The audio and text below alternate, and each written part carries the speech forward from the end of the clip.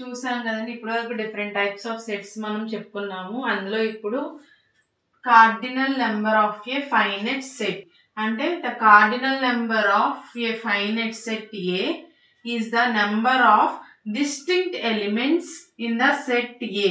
అంటే సెట్లో ఒక సెట్ తీసుకున్నట్టయితే మనము అందులో ఉన్న ఎలిమెంట్స్ ఇన్ని ఉన్నాయి అని చెప్పడం కోసం ఈ సెట్ ని ఉపయోగిస్తారు. చూడండి ఇక్కడ దీన్ని ఎలా డినోట్ చేస్తారంటే it is denoted by n of A. N of A అంటే ఏ అనే సెట్ లో ఎన్ని ఉన్నాయి, ఎన్ని ఎలిమెంట్స్ ఉన్నాయి అని చెప్పడం కోసం ఈ సెట్ ని చూపిస్తారు. దాని ఎగ్జాంపుల్ చూడండి. Example if A equals to set of X comma Y comma Z. ఇక్కడ ఎన్ని వచ్చినాయండి? 3 వచ్చినాయి. ఎక్స్ 1 వై 2 జెడ్ 3 అంటే ఇక్కడ 3 వచ్చినాయి. ఏ అనే సెట్ లో 3 ఎలిమెంట్స్ ఉన్నాయి. సో దాన్ని N of A equals to 3 కింద తీసుకున్నాం. అండ్ నెక్స్ట్ బి లో చూడండి. B equals to set of all P comma Q comma R comma S 1 2 3 4 ఉన్నాయి. పిక్యూఆర్ఎస్ అనేవి 4 ఉన్నాయి. కాబట్టి ఇక్కడ ఎన్ ఆఫ్ బి ఈక్వల్స్ టు 4 తీసుకున్నాము. ఎగ్జాంపుల్ చూడండి. ఇంకొక example if A equals to students of your class who play badminton.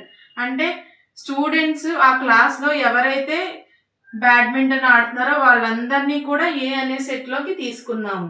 Next and B equals to students of your class who play cricket. అంటే ఆ క్లాస్ లో ఉన్న స్టూడెంట్స్ ఎవరైతే ఉన్నారో ఎంతమంది అయితే ఉన్నారో వాళ్ళందరూ కూడా ఈ క్రికెట్ ప్లే చేస్తున్నారని సెట్ బి లో తీసుకున్నాం. తర్వాత చూడండి. If our study is regarding the set A and B.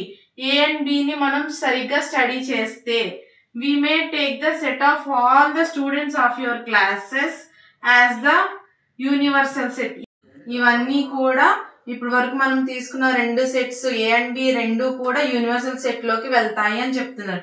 we may also take the set of all the students of your school as the universal set.